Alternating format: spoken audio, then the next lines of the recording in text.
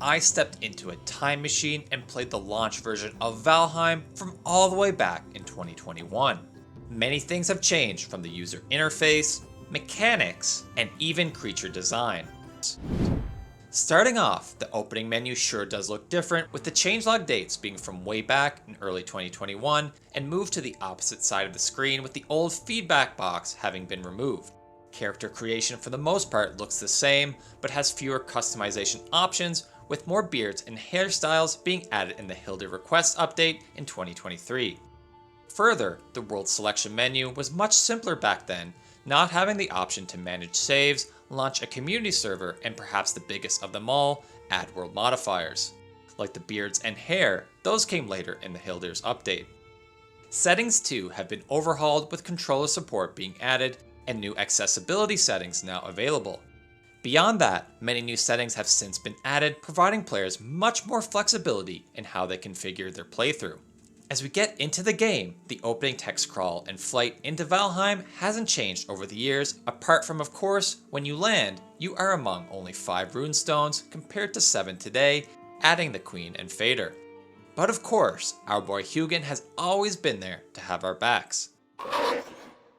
And like with Hugin, you will have an animal companion to protect your back, a vast and luscious world to explore, and dynamic combat to master as we dive further into Valheim, like in today's video sponsor, Light of Motirum. Light of Motirum is a massive new survival crafting game taking place across an immersive wilderness and blended with action, supporting dynamic gameplay. Set in a world destroyed by an AI conspiracy and since reclaimed by nature, adventure across its lush and breathtaking landscapes and seize the opportunity to forge bonds and tame the powerful mech animals that have overrun the world, which had me in awe of their massive size and stunning visual quality. Take advantage of the incredible beasts by riding them into battle, or grow your bond further by fighting alongside your mech animal partner to allow them to showcase their combat prowess, using their unique abilities to overcome any challenge and unravel the ancient secrets carefully woven within this mysterious world. Or take combat into your own hands with realistic weapon design and mechanics, offering the opportunity for the visceral feeling of every swing of your hammer or weapon of choice. There is something about this world, with its diverse environments, unique creatures, and deep-seated mystery that I simply must explore. Make sure you check out Light of Motirum's official trailer, and make sure to support the channel by wishlisting the next big thing in survival crafting games with my link in the video description. Thanks to Light of Motirum for sponsoring today's video. Very quickly, I noticed how the user interface has changed drastically in the past few years.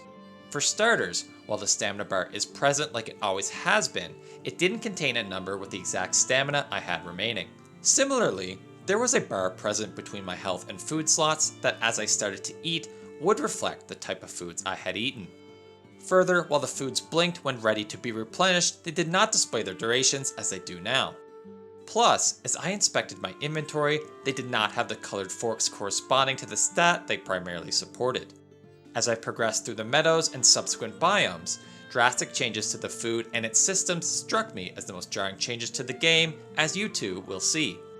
For the most part, gathering wood hasn't changed much over the years, with the torch still being the quickest way to gather your first stack. However, I did notice being forced to manually click each time I swung my torch or axe to chop. Nowadays, you can hold down the attack button to continuously swing.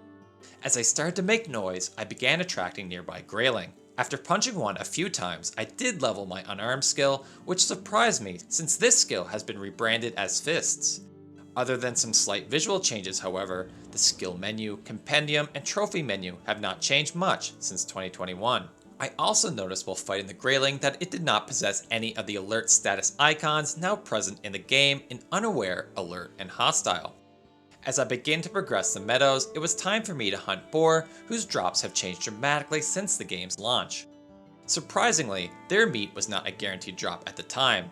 It appeared to me that while boar scraps dropped every time, I only got the meat about half the time, and further, it was labeled raw meat compared to its current naming of boar meat.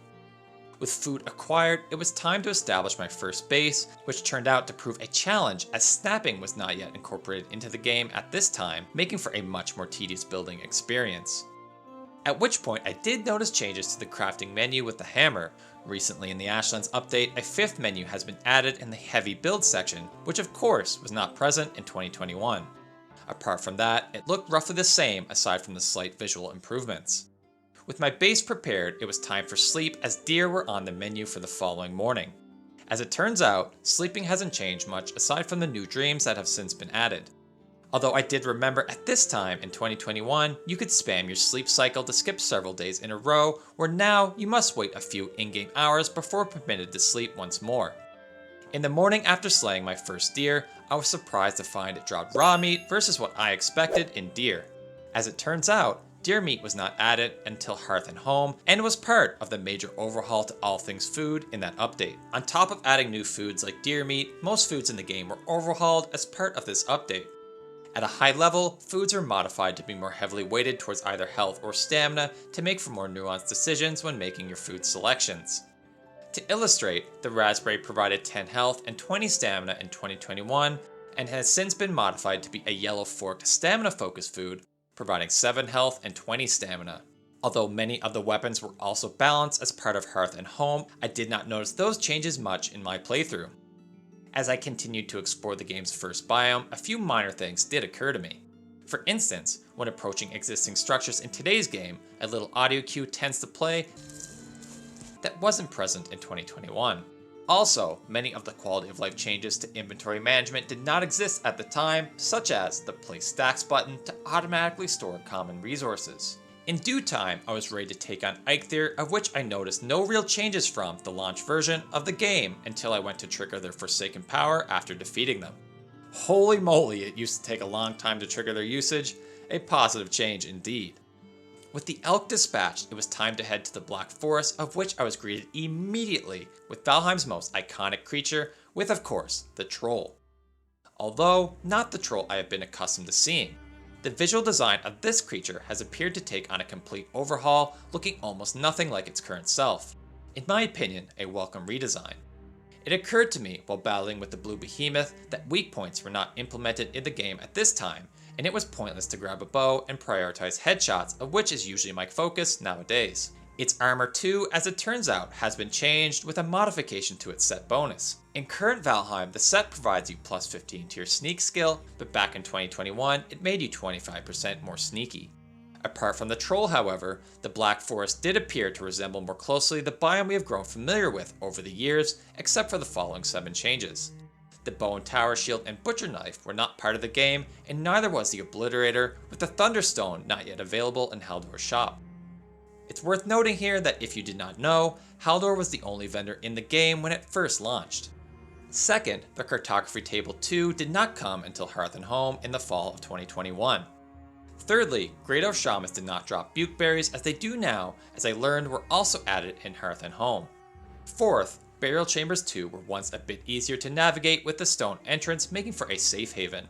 Back in 2021, up until I believe earlier this year, you could jump on this step where skeletons could not reach you. This has since changed with a ramp added for skeletons to navigate. Fifth, after acquiring copper and tin from smelting, I was able to build my cauldron, which had dramatically fewer offerings than it does now, without boar jerky and deer meat stew. Further, at the time, no cauldron upgrades existed up until Hearth and Home. Sixth, while chopping birch trees and preparing for my sailing trip to find the Elder, I found out that axes, both single and dual-handed, did not have the secondary attack, which made it difficult to break logs laying on the ground. And seventh, neither birch or oak seeds existed as a drop at the time, making it impossible to regrow forests of these tree types. On top of all that, I noticed the absence of the stagger bar when blocking. While stagger appeared to still be a mechanic at the time, the bar itself was hidden. Finally, with sufficient finewood acquired and bronze nails forged, it was time for me to set sail for the Elder. I did not notice anything particularly different with sailing from what it is now, but was lucky enough to come across a Leviathan. I had thought for sure these floating islands were added in a later patch, but not the case. In fact, each of the Razor and Harpoon were in the game from the beginning. The only real change I noticed with the ocean biome was the Serpent Scale shield having been upgraded since to provide pierce resistance. Soon, I found the Elder's altar, which appeared to resemble his spawn as it does today, but to my surprise, the Elder looked vastly different. In 2021, he appeared much thinner and significantly less colorful. Apart from that, he had the same attack patterns and I easily dispatched him.